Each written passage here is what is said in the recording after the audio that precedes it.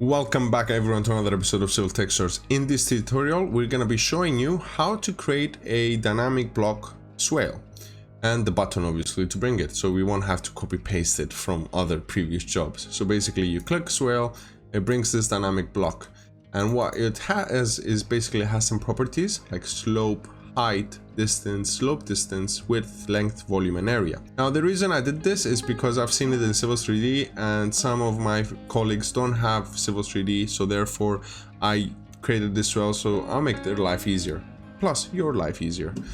And what it does is if we change the height, it changes the slope distance. If we change the width, it changes the shape of the swale, and you can increase the length and the width of the swale. And we're gonna show you how to create the swale button as well, so you can bring as many swales as you want without copying the jobs, as we said. So let's begin.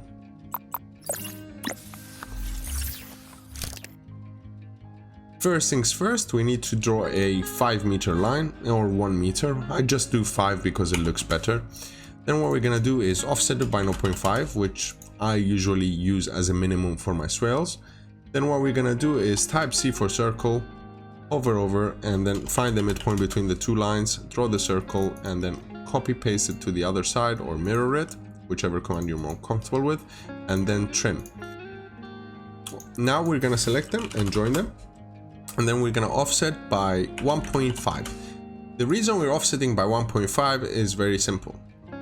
If we draw the width, let's say 0.5, and if we draw the height of 0.5, if we want to draw a slope at 1 in 3 from here, let's say all the way to there, all we have to do is draw a 3 and then 1,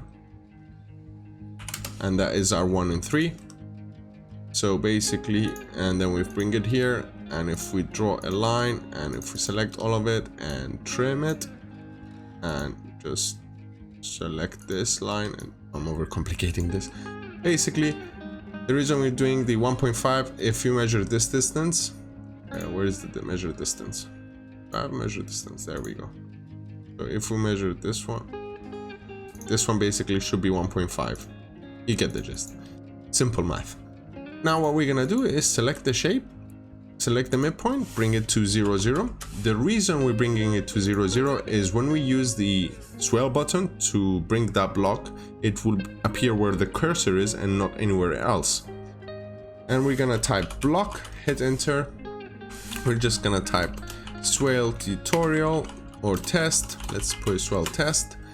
And we're gonna select the base point at 0, 0. Select the block, hit right click, block editor.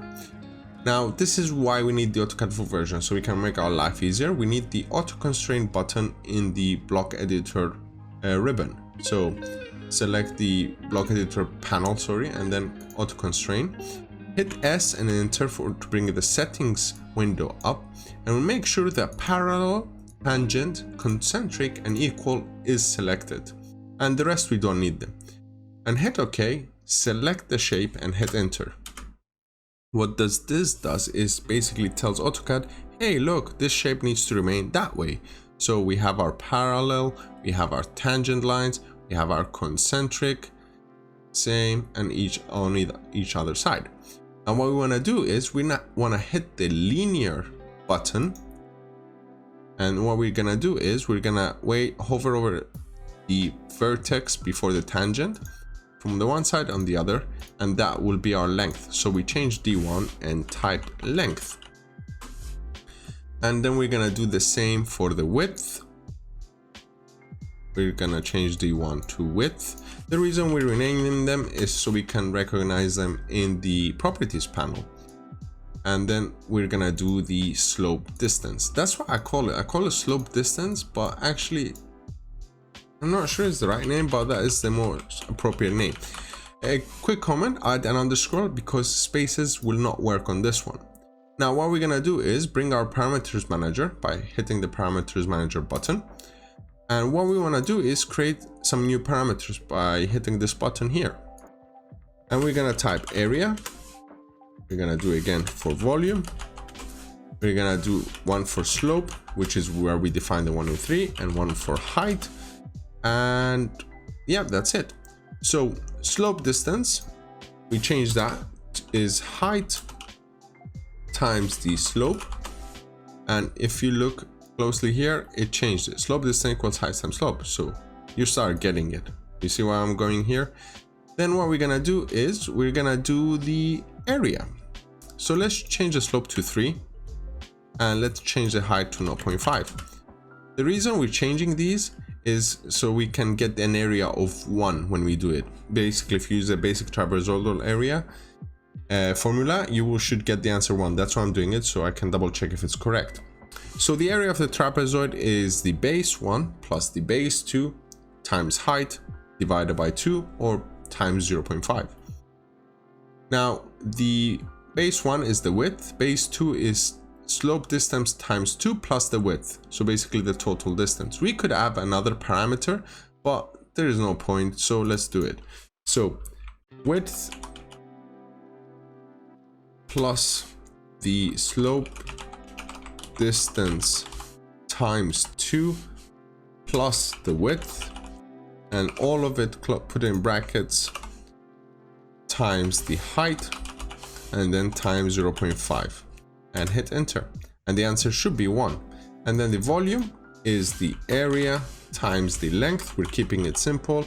I'm not overcomplicating it by calculating the arc radius or whatever. Oh, I mistyped length. Let's keep it 1 second. Length. Let's change that to length th. There we go, it changed automatically. So the area is 1 and the volume is 5 because it's 5 meters. So if we close block editor, save the changes, and if we, let's say, try and scroll down, length, width, and slope. If we change the slope, it should increase the distance. And if we minimize it, and then the height, if we change it, increases as well. And if we change the width to 2, it should just make it bigger. And we can use the arrows as well to make it bigger and also to increase the length. So there we go. So now how do we get to create this button here to bring our swale? Now, if you haven't watched on how to create these button tutorials, I'll leave a link in the description below or a hover card at the top so you can click on it. But let's go ahead and do it. So I have saved this drawing and named it, well, let me bring it up. Let's Windows E for Explorer, and then let's go to our blocks. I named this CTS underscroll swale.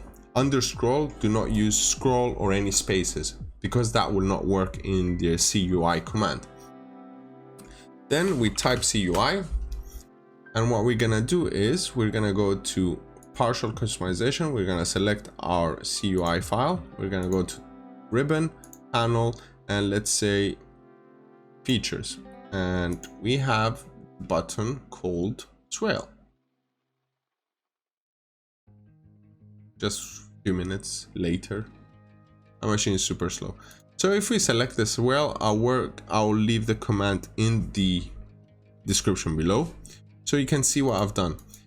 Asterisk is for repeating. Actually, let me bring it out. I'll zoom it in. Asterisk is for repeating the command. This command, it clears it, and then we have the insert, and basically what it does, we use the insert command and then we select the name that we want to insert, the block, and then we do some explode, and the enter is to avoid the rotation or the scale changes, and then we do some purging and we tell what to purge just so it won't come, because if we don't do the explode, it will come as a block in a block, so it will not work.